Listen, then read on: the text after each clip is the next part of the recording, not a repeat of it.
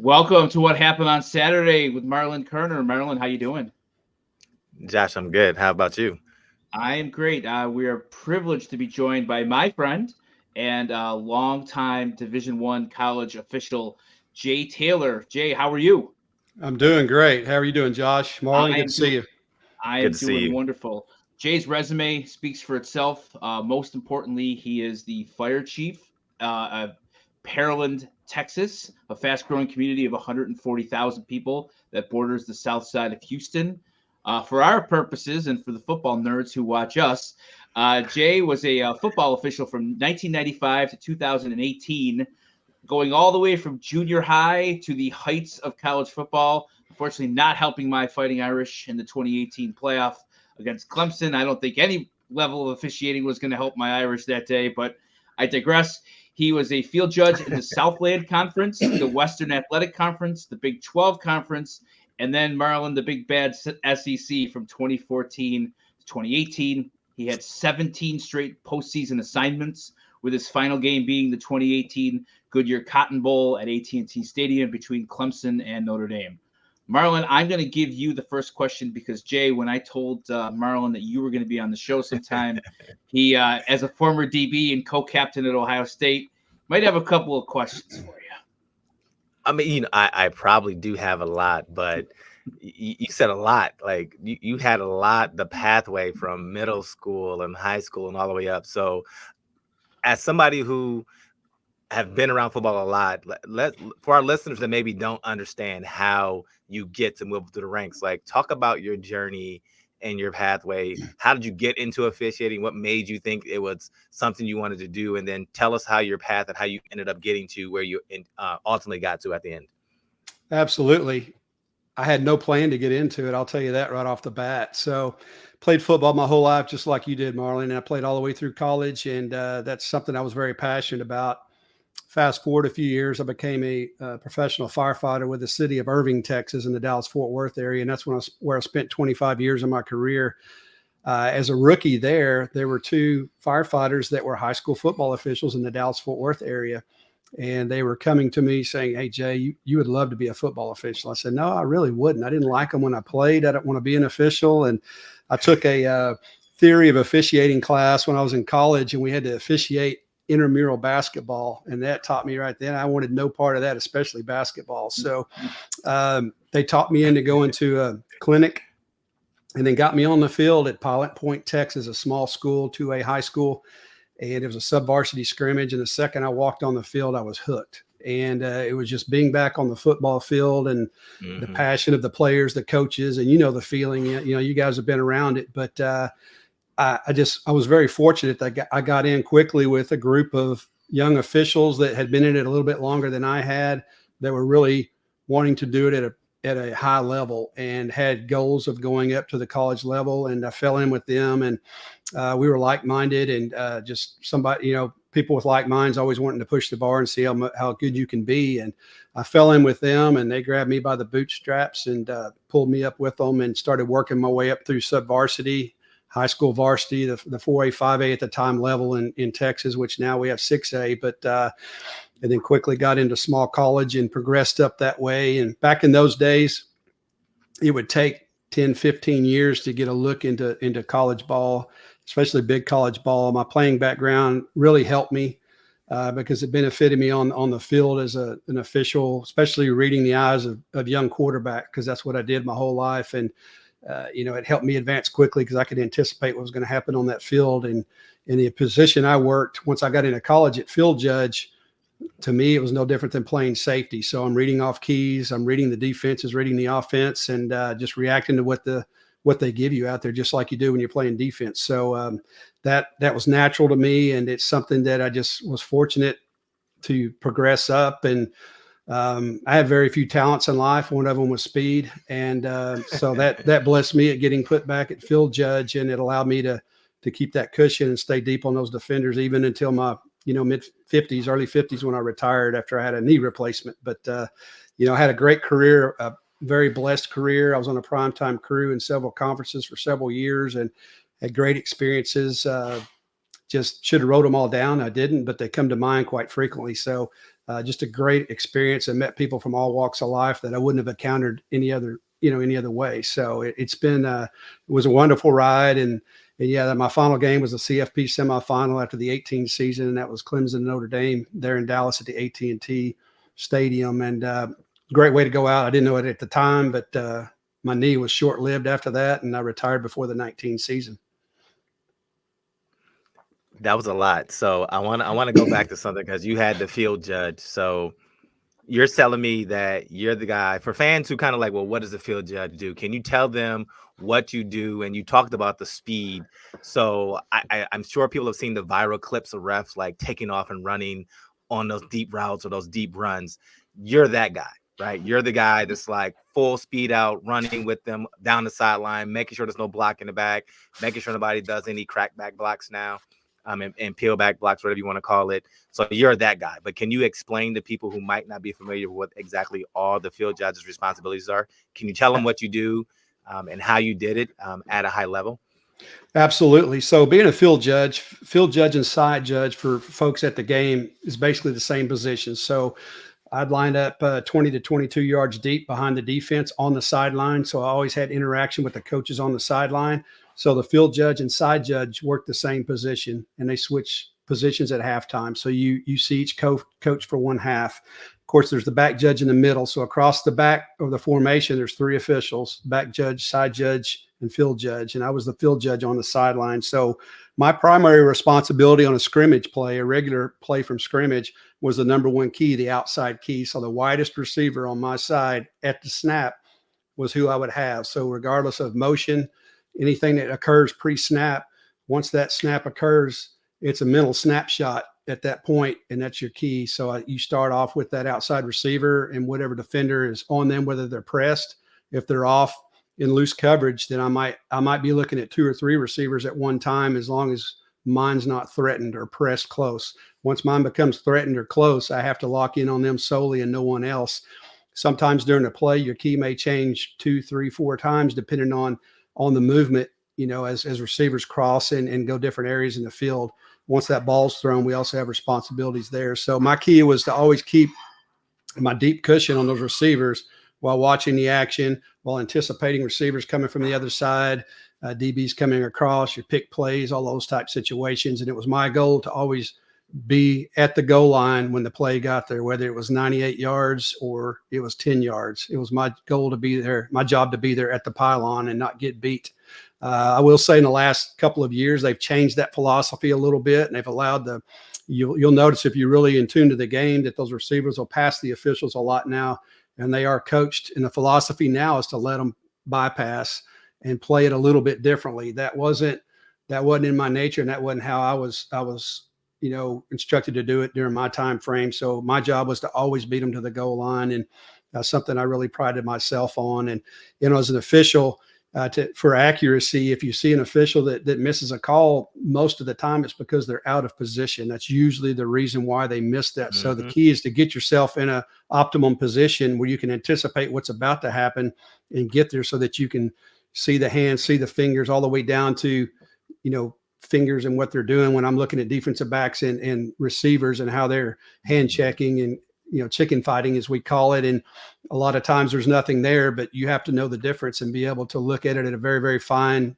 level at a very, very, very fast speed. I love the hand fighting. I told you you'd like this interview, Marlon. So Jay, going back to you breaking in as an official, when you're trying to climb the ranks, are you graded individually? Are you graded as a team? Did the other guys, you talked about how the other guys all had the same goal of getting to the college level?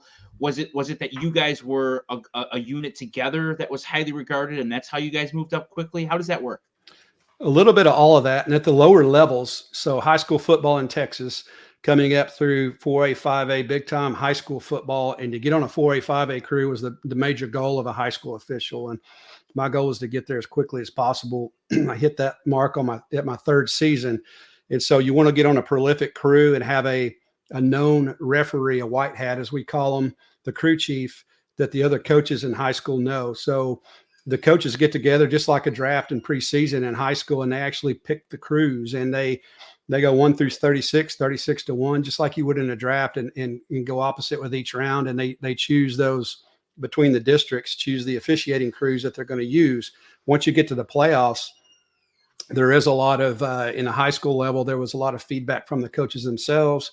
When they get to the playoffs, they actually have a say in who they don't want from a crew perspective. And then if it was two teams playing from different parts of the state, they would usually identify a chapter. For instance, if it was a Houston school and a Fort Worth school playing in the playoffs, they would choose a Dallas chapter officiating crew so that we haven't seen them during the year, just, because coaches don't want anybody to feel like they have an advantage over the other. And that's part of that process.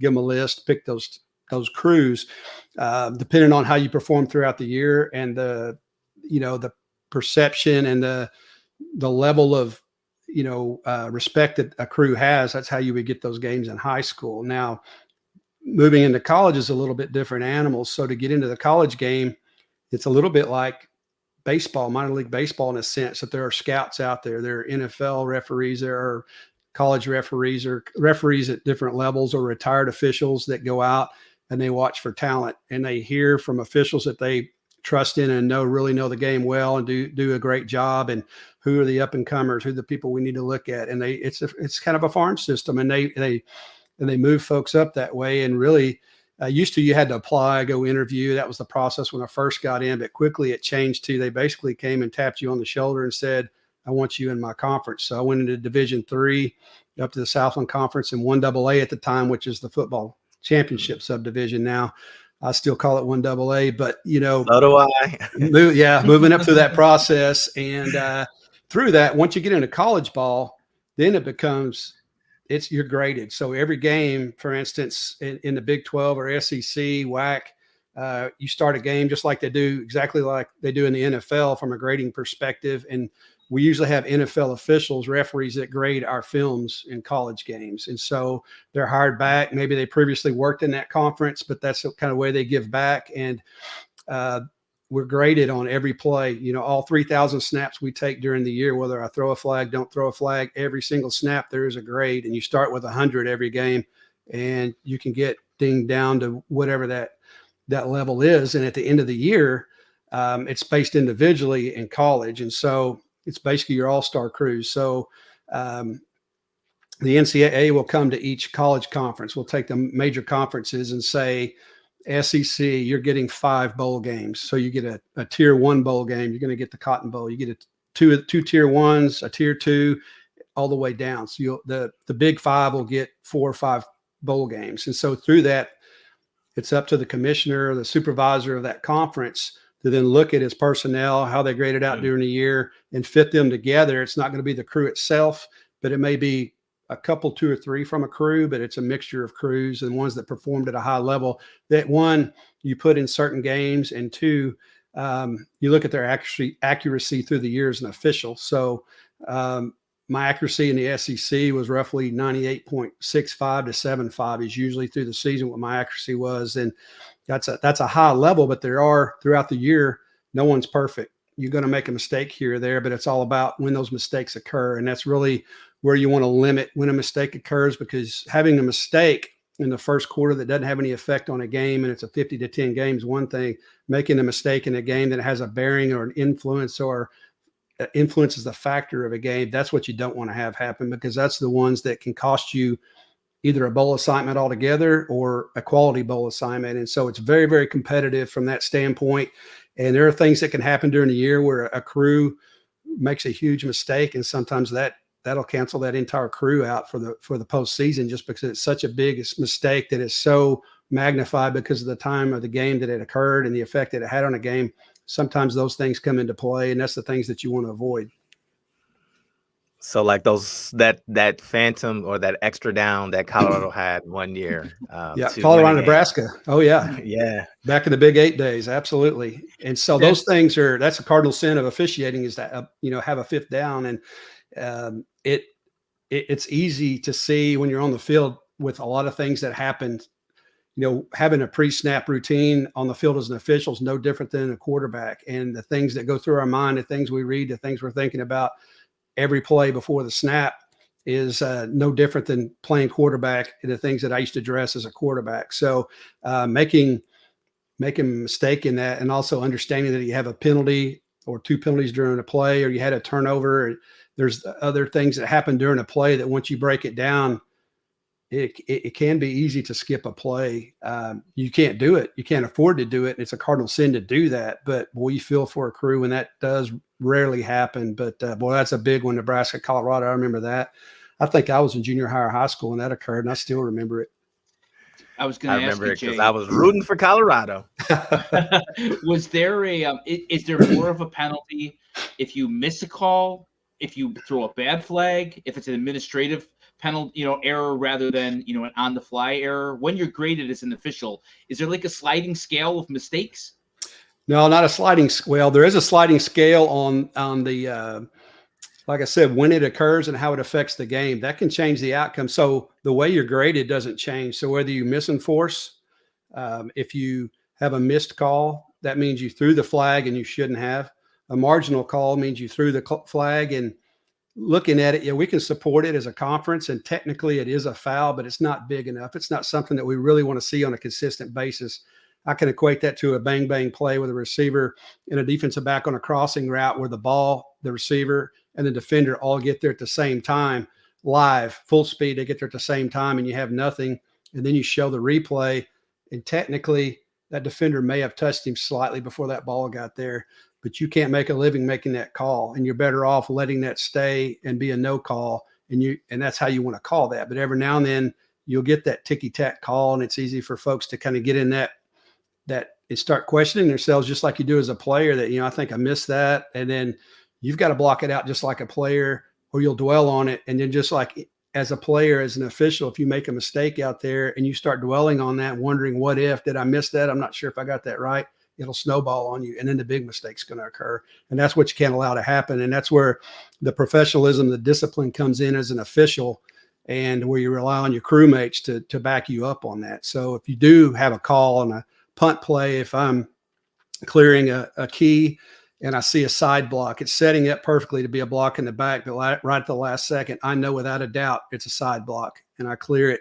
And I was one of those that I would point it off as I saw it going down the play, finish the play, and then the line judge or head linesman would throw a flag. I'm going to come to him immediately and say, what did you have? And they'd tell me I have a block in the back on 23. No, you didn't. That was a side block. Pick it up. And that's how we work as officials. It's our goal to get it right together. What you don't do is come in and say, what do you have? And when they tell you, say, I think you might have missed that. That's not a good discussion to have. I'm 100% when I'm coming in and I know for a fact that was not a foul.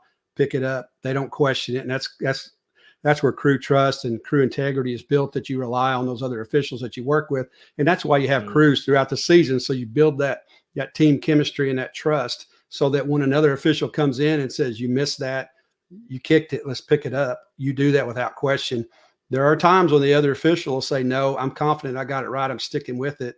And then when the grade comes out, they may get kudos because they stuck with it, but most of the time they're going to say you should have listened to your other official, because they were trying to save you on that and get it right, be a crew saver for the crew. So there's a lot of those dynamics that happen throughout the game, and you'll see the officials come together and talk, and everybody's like, what are they doing? Well, they're having those conversations and they're trying to get it right. And sometimes they're hearing something from the press box, the replay booth, maybe telling them, giving them any bit of information that might help them with that situation. So if I see them misenforce a pass interference and it's a spot foul, but they go 15 instead, and I'm the off official that didn't call it, I'm going to make sure that I'm going to come in and correct that situation. And it's all of us. If that mistake happens, they're going to ding everybody, all 8 on the crew. So has there ever been a situation when you talk about the grading and everyone gets graded individually, where one individual ends up getting graded so poorly he drags the rest of them down, but then he gets removed from the crew? Like, does that happen? Can you switch out those members in your crew if somebody just has a bad season? Do they get to go? They get kind of relegated down, and then can they come back up and get elevated again at some point? It has happened. I've seen that happen, and I've seen it where it's just sometimes when the ball just doesn't bounce your way, somebody has a tough season and it just seems like everything happens.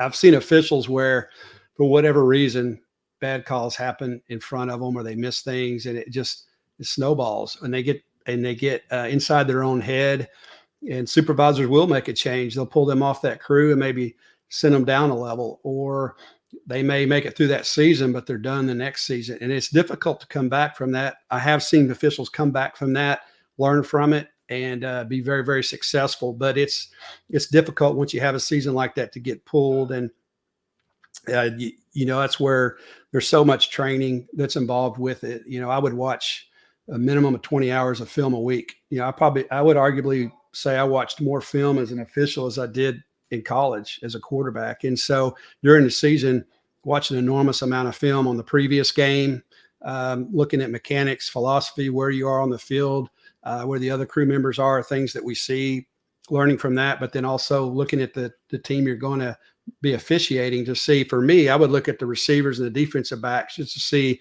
what their athletic ability is, who's the go-to, who are they going to go to on 3rd and long, so that I know if I have 88 on my side and it's 3rd and long, not Des Bryant, but I've had him. But if, if you have that go-to guy that, when he's on your side and it's 3rd and 10, they're going to come over here. So I'm really, really locked in. And if you do that research, you usually have a good idea and you don't get caught by surprise as much. So it's no different than, Marlon, you as a defensive back, scouting the exact same thing from an offensive standpoint, knowing what formations and tendencies and what they're about to do.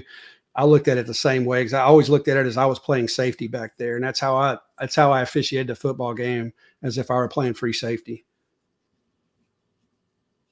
So when you say you watched so much film, like what exactly are you looking for? Their tendencies, their formations, how they run their groupings, and how you should be kind of keen what's going to be happening based off of where you're going to be on the field? Like, what does that go into it? Is it kind of like back in the day when we had those binders and you're learning a defense or an offense? Is it similar to something like that?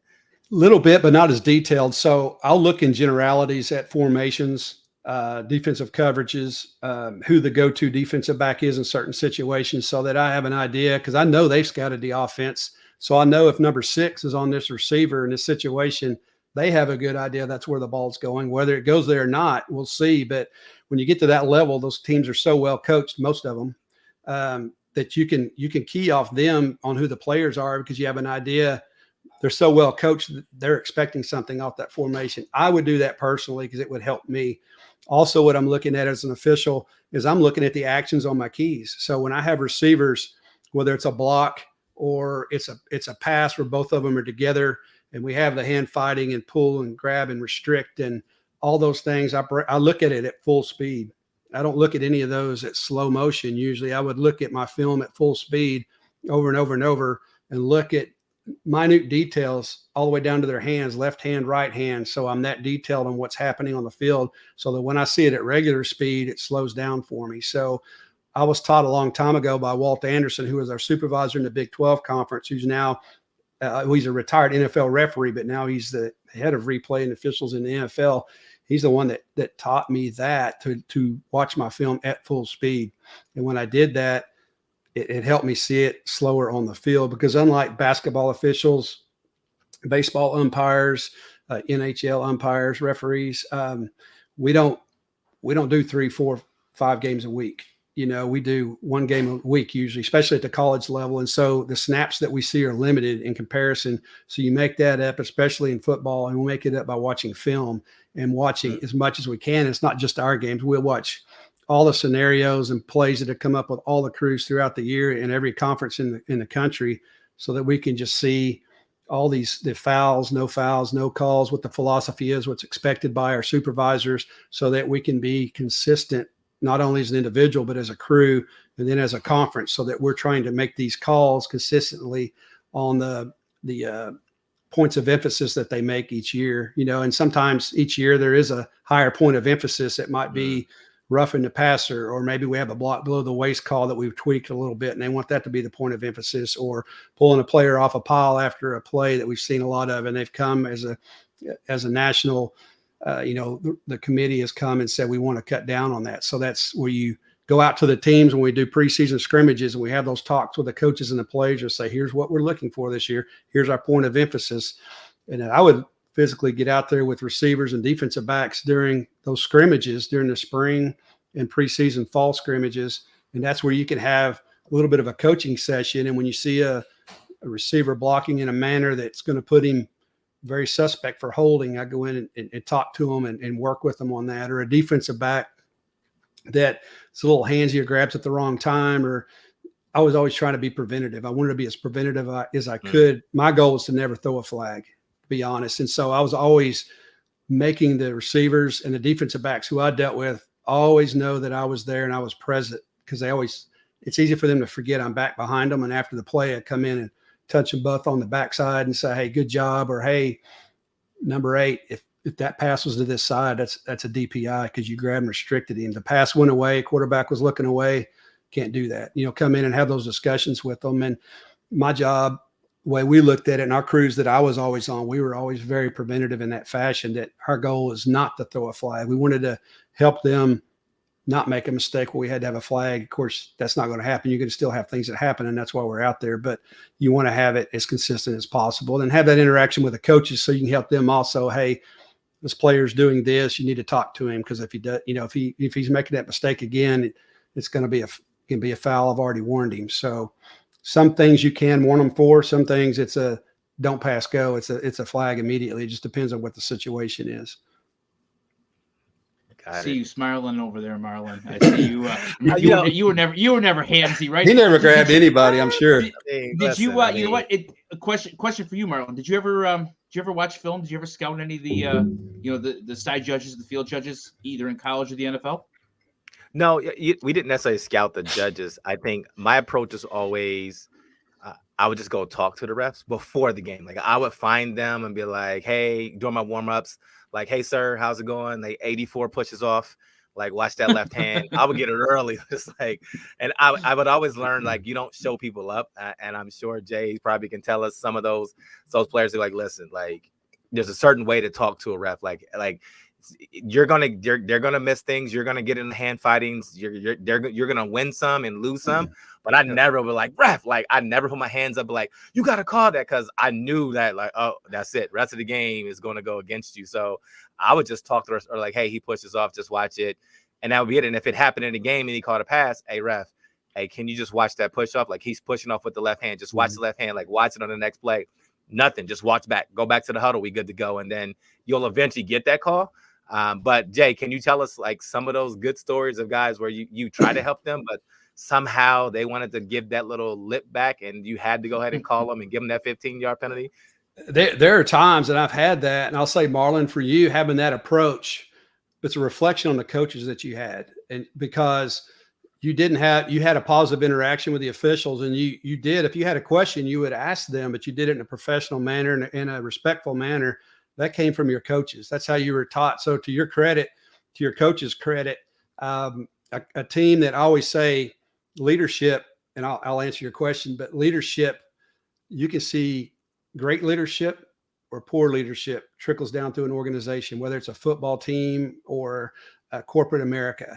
And so it's very visible on the sideline when you come across organizations or teams or coaches that are focused on the job at hand. They're thinking 3 plays ahead. They're all about the business, getting back on the ball, taking that snap and working the game. They're not worried about trying to get an advantage of a holding call that's not there, or whining about these different things that you see sometimes. Because when you see that mindset, that trickles all the way down the organization, all the way to the team trainers that are yelling about things on the sideline and complaining about things. Conversely, good leadership, a great coach that is there to coach. They're focused on the job. Their assistant coaches are the exact same way. Their players are the exact same way.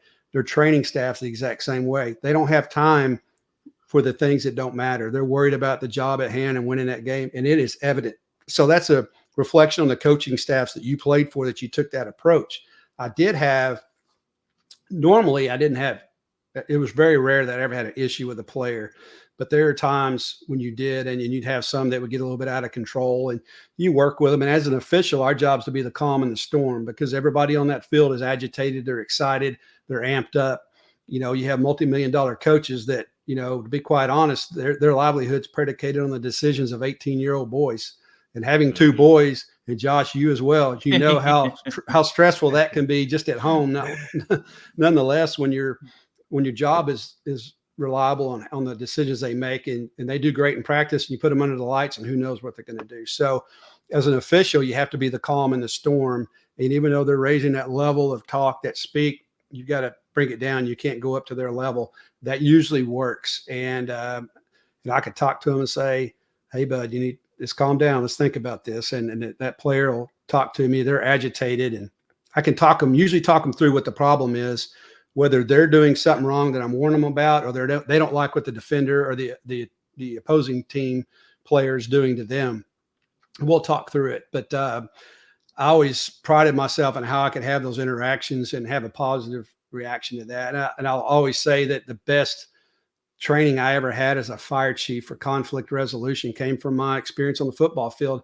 And I say it, and I'll laugh a lot when I say it, but I'm dead serious about that. Was probably the best conflict resolution training I think anybody could ever have, is being able to be that calm in the storm. Because as a fire chief, we have things that daily hit us, where it's personnel issues or you name it. I had something today I dealt with, but they come in the office and you've got to be the calm, and you can't raise your level to their level of anxiety. So I think for the most part, those players were there to play. Sometimes they got a little agitated. It's like dealing with your own kids. You just have to calm down. Let's take a breath and let's talk about it again. Same way with some coaches sometimes. So they're usually upset with the way their team's performing and not really upset with the officials, but they'll come vent to us. And a lot of times to the crowd, I have a lot of examples of coaches coming to me and they're doing this and talking, and they look agitated. They are agitated, but they're really not yelling at me. They're actually, I can't believe we're shooting ourselves in the foot. I think about, I've had coaches do this, but just upset. We're shooting ourselves in the foot. I can't believe we're doing this, and they're doing this, and the crowd's getting excited. I was like, Coach, don't get the crowd excited, but I understand you're upset, but let's talk through this. And they're not upset with us at all, but they're just trying to get the crowd engaged, or they're just mad at their team and they've got to vent to somebody. It's like, it's all right. I get it. Speaking of that kind of interaction, Jay, the story you told me, I'd love for you to share with Marlon and for our listeners how you and Nick Saban had that interaction on the sideline and how it prompted change in the SEC. Oh, we did. So that was 2015, and I think that's one of the photos I sent to you, Josh. Yep. But so that was Ole Miss at Alabama, 2015.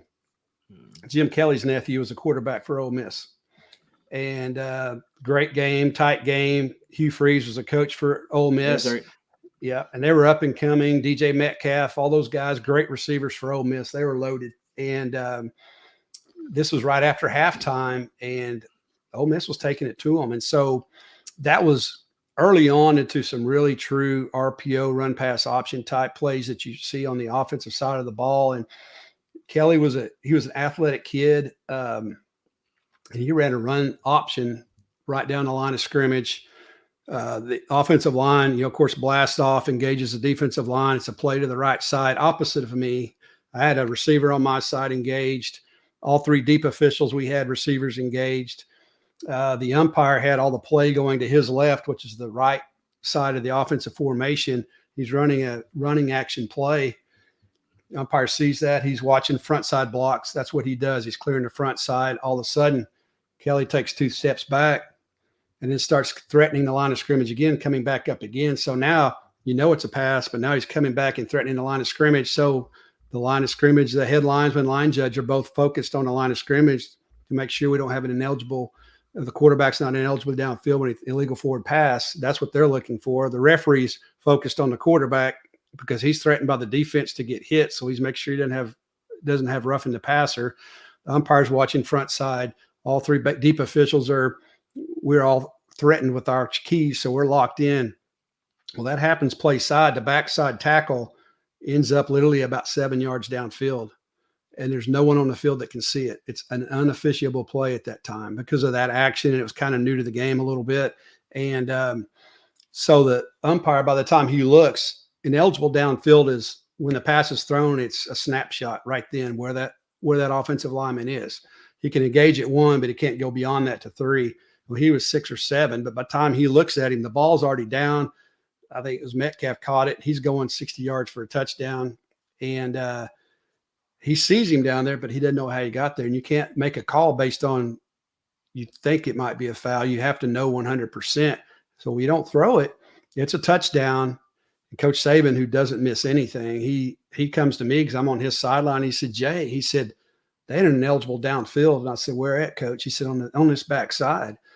And so we're looking up, and that picture that you showed, we're looking at the Jumbotron, and he's actually looking up there, and he said, see that? He's ineligible downfield. And I said, yes, sir. I said, that can't be officiated. He said, why not? And I said, and I explained where everybody, their keys were on that play. And I said, by the time the umpire, looked back at it, when Russ looked at it, he couldn't make that call because he would be guessing at that point. He said, how do we fix that? I said, aren't you on the rules committee? He said, yeah. I said, that needs to be looked at by replay. Because at that time, the only two plays, if I remember correctly, that could be the only two fouls that could be manufactured by replay was a receiver that ran out of bounds on his own, returned back in bounds. That could be one. The other was 12 on the defense, or on the offense. But if you had 12 players on the field, that foul could be created by replay. The next year, that was in replay. So I told him, I said, you're on the committee. I said, you're the one that can get that corrected, but tonight we can't fix it. And I told him, and that's part of that honesty and that trust with the coaches. I always had a great rapport with Coach Saban, and that's why, because you're honest with them. And I said, we missed that, Coach, but I want you to know that can't be officiated with what we have on the field. There's no way to officiate that. We need help. He said, okay. And next year, that was something that replay could look at. And so that was an interesting conversation, but you have those a lot on the sideline. And those coaches are usually respectful and they have a lot of insight. But you have those coaches like a Nick Saban or a Bob Stoops or a Mac Brown that they don't say a whole lot to you during the game, but when they do, it's usually got some merit to it. And because they're highly respected, but they really don't come to the officials unless they have something of merit. And usually when they do, there's something to it. What was that call? What did they have over the J? I think they missed that on the other side. I don't know, Coach, but I'll find out. Give me a play or two and I'll get back with you. Or there's times that he may not agree with the call I had. And, I'll tell him, Coach, this is what I had. I don't think that was a foul. But then they're the ones that'll come back to you either the next series or a few plays later that said, hey, I talked to the guys up in the booth. Y'all got it right. Good job. I said, I appreciate it, Coach. I said, we're here to get it right. And I'll tell you, if we miss it, I'll be the first to tell you that. So you have those honest conversations with them. And that takes a long way with that relationship that you have as you move forward and see them throughout time and, cross paths as you move through the years. You don't think of the relationships that you build as an official, between an official and a coach and players, but I could see how the conversation and your approach of how you talk to coaches and even players will make them really like, I trust Jay. I trust what he's saying. I trust that when he says he got it right. Because that's the thing, like that's the frustrating part. As you're talking, I was thinking, how is it that crews kind of get labeled as this crew is known for having the most or calling the most holding penalties, or this crew is known for calling the most illegal contacts down the field? Like, how do crews get labeled for that? Is that something you mentioned earlier about some of the things that they're focusing on for the season? Do they give crews things to focus on during the season? Because it's crazy. Like every Bills game, you always hear, well, this crew has thrown the most penalties. This crew they're known for this. Like, so how are crews designated for what they call the most? It depends. There's some crews that for whatever reason they're in ball games that just there's a lot of fouls, and so they come across those. And if the fouls that they're calling are correct calls, then that's a tribute to them. Sometimes you have crews that they get in ruts and they get in. They do have a high amount of pass interference or these other calls. The key is to break it down further. How many of those were correct? So if they're batting 98.6%, they're doing a heck of a job. And but if they're down in the low 90s, get into the 80s, that's a problem. That's something we have to correct. So when I hear a lot of announcers will say that, and yeah, sometimes you may have a higher amount of calls, but I know in the Big 12, when I was in the Big 12 and I had Texas Tech and Oklahoma State, I was going to have a season's worth of decisions in one game because it was going to be 58-56. And there were probably going to be 120 plays by each team, and it was going to be 104 degrees, and we would probably have 22 fouls in that game, or 22 tough decisions as far as a pass interference. No, every play was a almost pass interference. I mean, every single play. And that's just, you knew you were going to walk into that ball game when Oklahoma State and Texas Tech played. And that's what you were going to encounter when you had there. And Coach Leach was at Tech, and Mike Gundy was at Oklahoma State. And it was going to be a free for all. And in the SEC, anytime you had Ole Miss versus anybody, it was going to be that way. And, you know, they're those teams, you know, when you encountered them.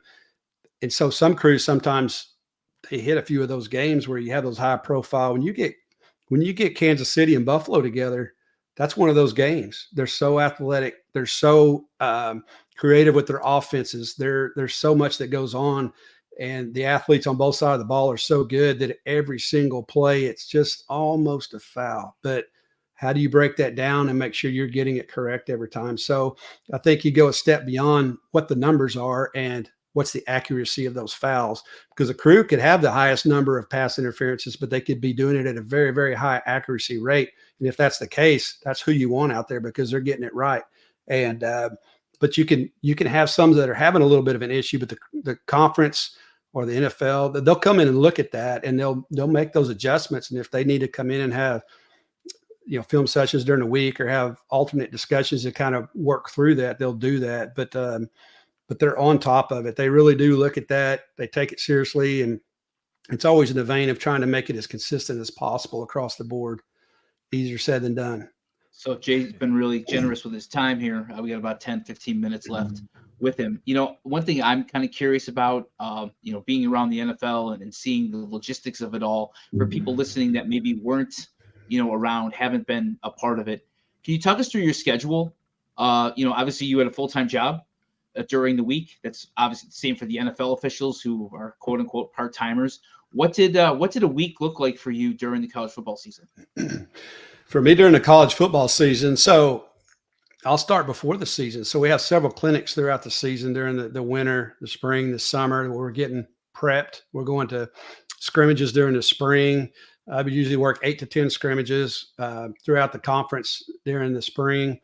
Work on what the new rule changes are going to be, help educate the teams that we come across on what those new rule changes are going to be, so that you can help them prepare when they get ready for the season. You go to the summer clinic, SEC, we go to the summer clinic. We do our 1.5 mile run. We do our BMI test, those type things. We'd have our rules tests. And if you didn't score at a high level on the rules test, that would hurt you in the postseason. That's something they also took into consideration in the postseason.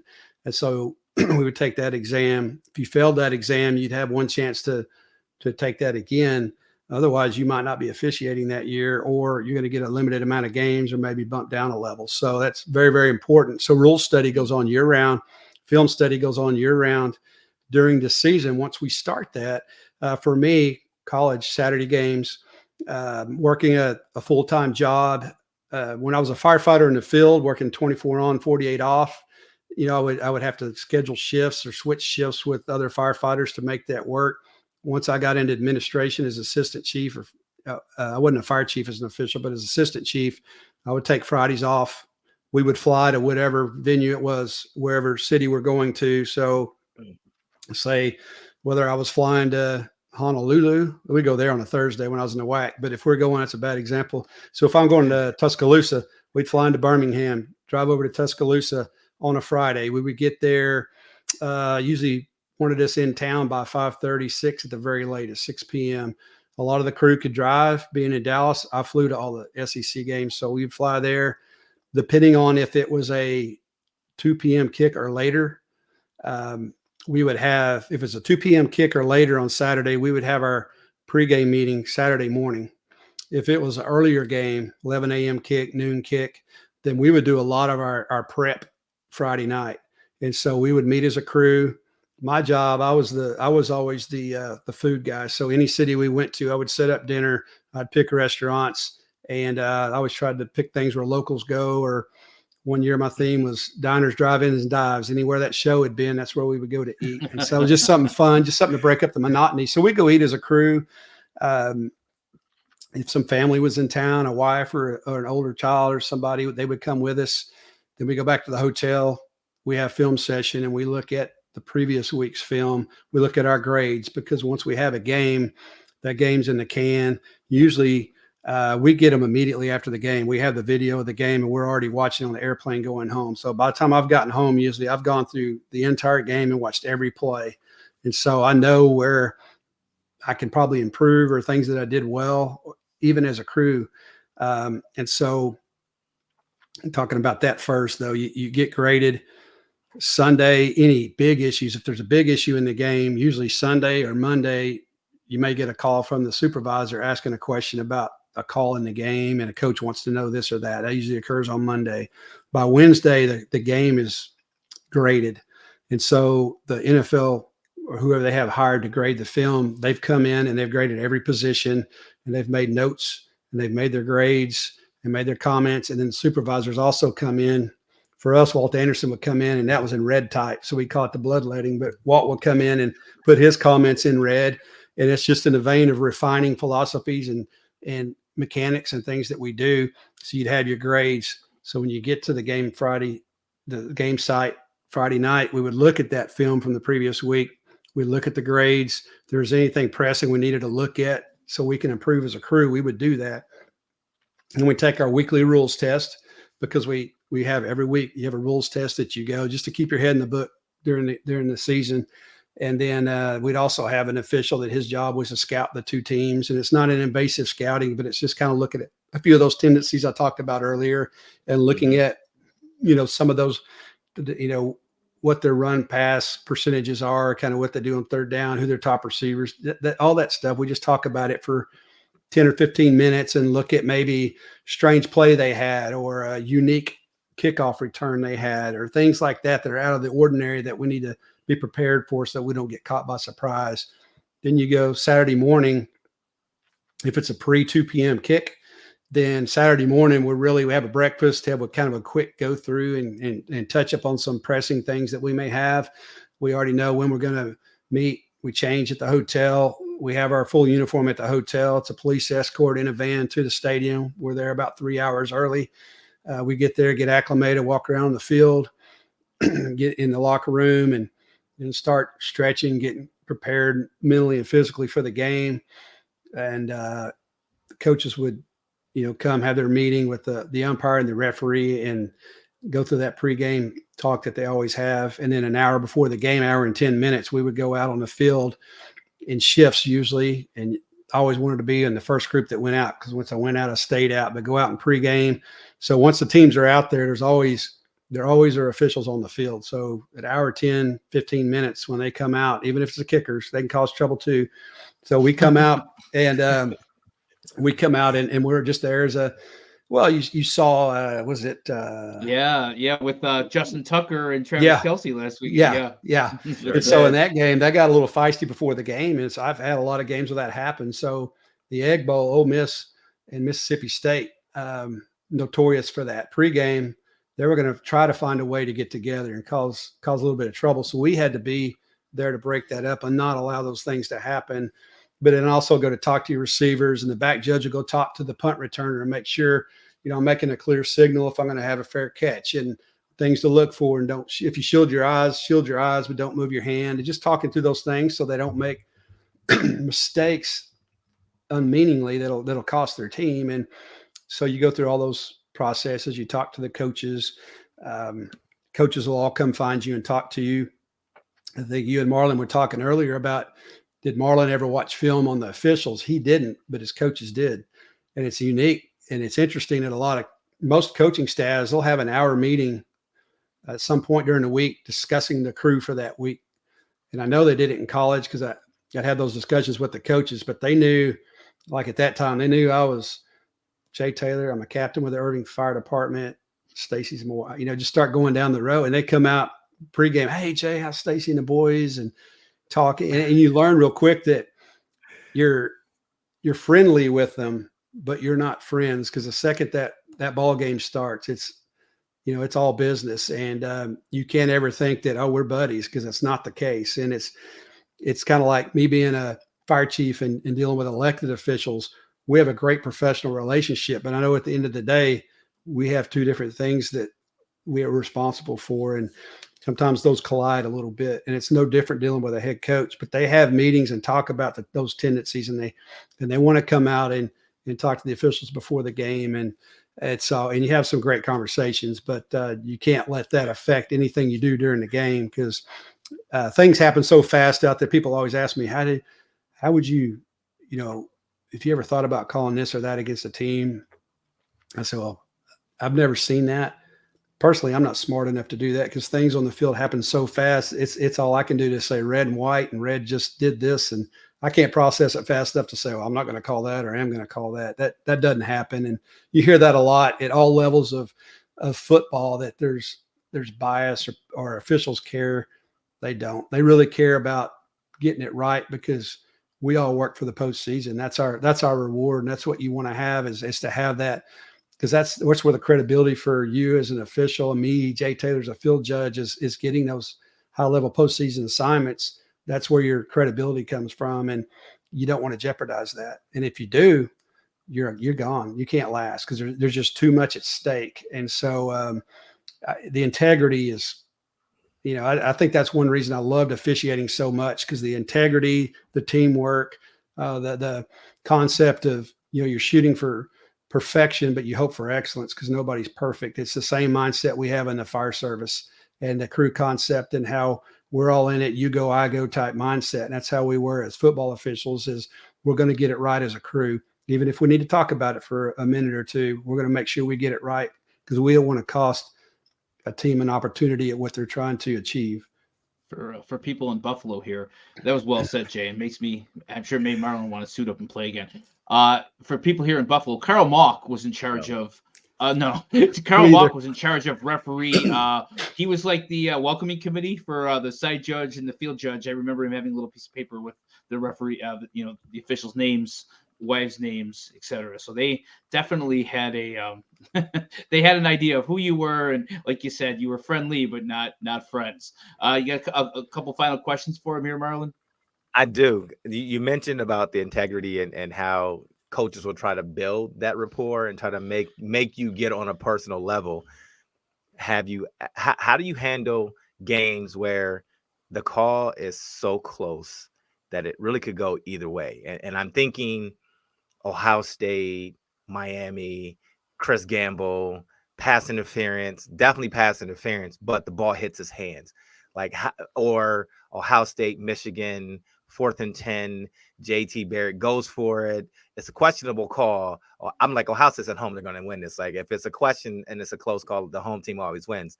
But how do you balance that? Like, how does a crew go in and decide, okay, if it's close and it's 50-50 or 90-10 or 80-20, we're going to side on the home team? Like, do y'all have those discussions? Do y'all talk about that? Or is it just kind of one of those, in the heat of the moment, you're like, if we don't make this call, we're not getting out of here in one piece?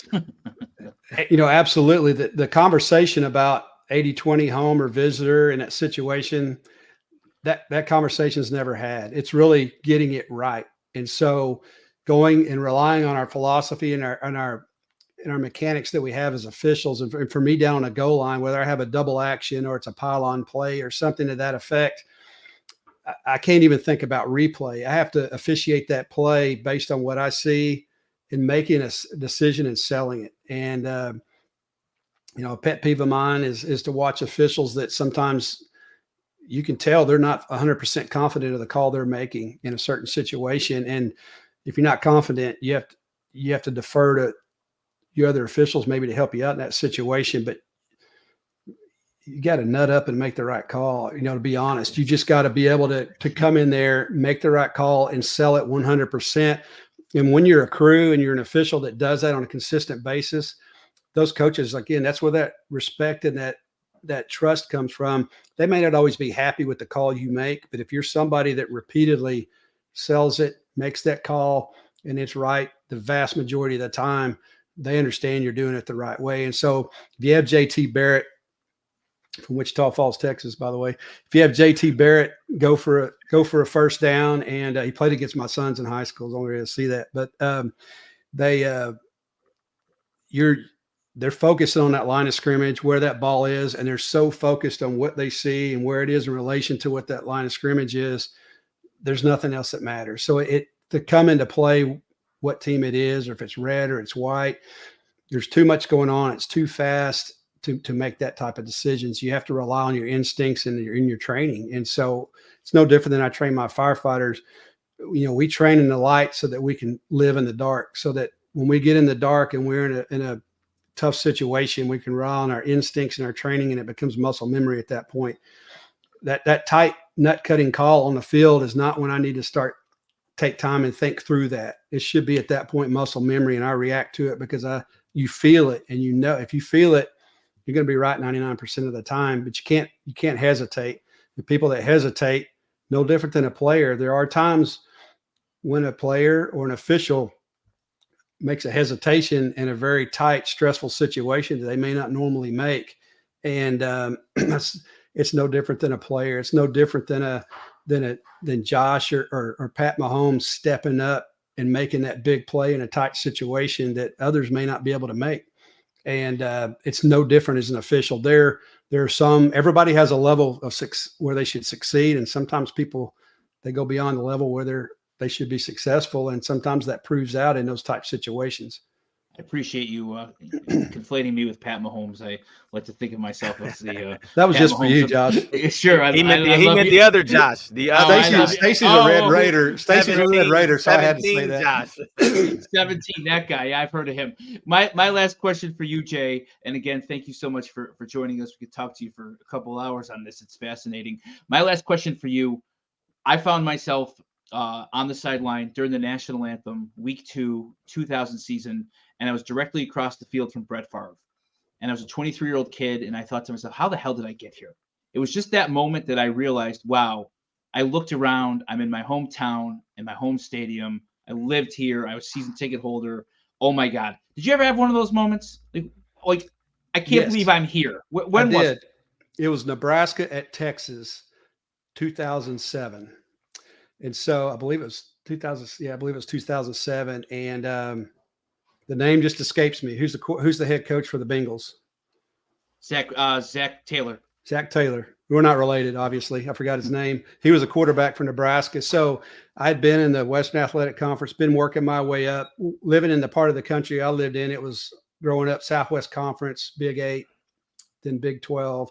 And that's, as an official, that's where you wanted to go officiate. That was the Big 10 for us. That was our area. And so when I moved up, I had a couple of non-conference games, but my first true conference game was Nebraska at Texas, and it was a barn burner. And I remember Priest Holmes out there and being out there in a full crowd and realizing, I always, to the day I finished officiating, I always took the time to look around during a TV timeout. There's a lot of things we do during a TV timeout, but at the end of the third quarter, we have a minute just to soak it in and realize that, man, this is special. And I was there, and I remember that was my moment. That was my moment in that game, and then had some beyond that I was able to experience. And one of my favorite pictures is from that Clemson Notre Dame National Semi-final game, that last one I worked, where I'm looking, and it's during a TV timeout, and I'm right by the Clemson huddle, and you can see Notre Dame across the field, and we're at AT&T, and it's packed.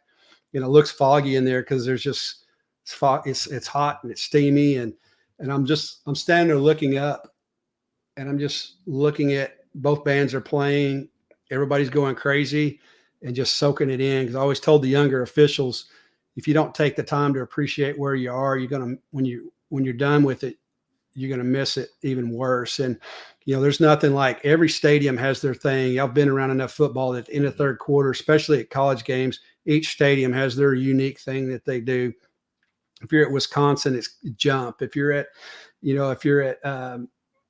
Alabama, you're singing Sweet Home Alabama, or Rocky Top Tennessee, and at Texas A&M in the third quarter, it looks like the stands are about to fall down because the whole crowd's doing this. And so if you don't take the time to experience that and appreciate those unique things about those stadiums and the college atmosphere, that, for me, that's what it was all about. I felt for my brethren when they were out there in 2020. I was done, but with COVID and they're officiating, and the kids are playing in stadiums with no fans, it was like a scrimmage, and it just, the passion was gone. And that was very, very difficult for them as officials because you get just as amped up. I had just as much adrenaline and butterflies before a game as I did when I played. And that's just part of it. And you miss that if it's not there. So I never lost sight of the importance of that. That's a great one. Marlon, you got a final question for Jay?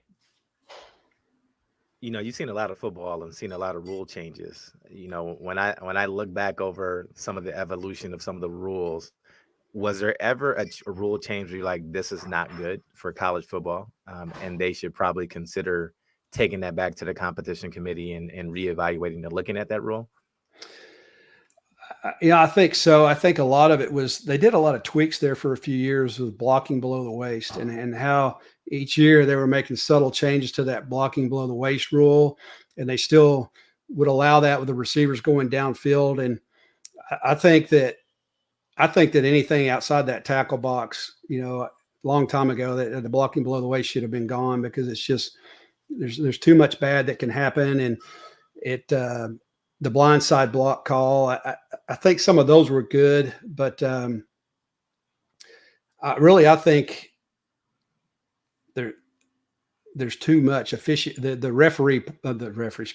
replay portion of the game has gotten to a point where it takes up too much of the game. And I think that where there's a lot of good with replay, I think that there's some refining and you just have to rely on the officials at some point. But I don't think every single play is looked at in college. That doesn't mean they stop play, but they do look at every single play. And I think part of that is good, but I think that you lose the momentum of the game. And then we were getting close to 4-hour games in college. And so they started changing how the timing works and when you stop the clock and some of those type things. And so I think in the vein of making the game a little bit quicker and closer to the NFL game, because the NFL is going to be done at 3 hours. It's almost like clockwork. They're really consistent with that. With college, I've had games over 4 hours in college. And after I've run 12 miles in a game and you've been out there for 4.5 hours, you can't walk. So it's too long, and then you risk the kids, and that's where you start having those injuries. So I think not so much rules that weren't good, but it's just things that they can do to try to shorten that game and make it flow better. I think it makes it more watchable, and it makes it safer for everybody. Well, thank you. Go. So, yes. Jay, hopefully, maybe during the season next year, you'd be generous enough with your time to join us again, and we could talk about some, current football and your take on things from the officiating point of view. We really appreciate your joining us. And Jay is an accomplished karaoke singer, Marlon. He's a dancer. He's not only a fire chief. Are you going to sing us out? You're going to sing us out, Jay? No. He brought the house down on a cruise ship, Marlon. I was there for it. It actually I'm just happened. drinking water. I can't sing. I was a little skeptical, but the fire chief got up there and he can cut a tune, and he's multifaceted. Well, what's your go-to karaoke song though? Like, you can tell us that, right? I don't have a go-to. I have a mix between country and maybe 70s rock, a little bit of Jimmy Buffett, rest his soul. There's a variety there. But I like, we like all genres of music. I'll surprise you, because I'll come up with something that you would think this bald white guy would never come up with and sing, but you just never know. I love all kinds of music, so it just depends. But we have a lot of, a great group from Buffalo, Josh, and a lot of great friends we've made through them cruising, to be honest. And that's how we met them years ago. And I love folks from Buffalo because they remind me of Texans. They're so down to earth. They're such good people, and it's just the instant chemistry. Can I tell one quick story? Of course. Absolutely. Okay. So I was a firefighter for 25 years in the city of Irving, Texas, which is Dallas-Fort Worth Metroplex. That was the home of the Dallas Cowboys for many years. Irving, that's where old Texas Stadium was. Yes. Of course, I don't want to bring up a hurt past, but there was a time when Buffalo and Dallas played in the Super Bowl. So Buffalo Fire Station 7 and Irving Fire Station 7 had a bet. Now, I wasn't assigned to Station 7 at that time, but they had a bet. Whoever wins is going to send the other donuts. Well, Dallas wins. So a week or so later after the Super Bowl, lo and behold, a box of donuts shows up at Fire Station 7 in Irving, Texas, from Buffalo Fire Station 7. And they get the box. They open it like, wow, they did what they said they were going to do. They're brothers. They're true to their word. They eat the donuts. They get down under the donuts, and there's a photo. Now, whether this is an actual photo of those donuts or not, I don't know. But it was that crew with the pants pulled down, all with donuts between their cheeks. And that picture was down below the donuts itself. So I don't know if they were the actual donuts, but that's one of the best jokes I've ever seen played ever. And thank goodness I wasn't assigned to sevens at that time. I was at Firehouse 2. So I always hear Buffalo Fire Department. It just makes me smile because those guys got us on one there. So you lost the Super Bowl, but maybe that'll help you think about that a little more fondly. Yeah, no, I'll take the ring. Wow. But it is hilarious. It's hilarious. Well, thanks so much, Jay. Please, everybody who liked and enjoyed this episode, please like and subscribe to the Cover One College Football channel. And Marlon, we'll talk next week. Absolutely. Thanks again, guys.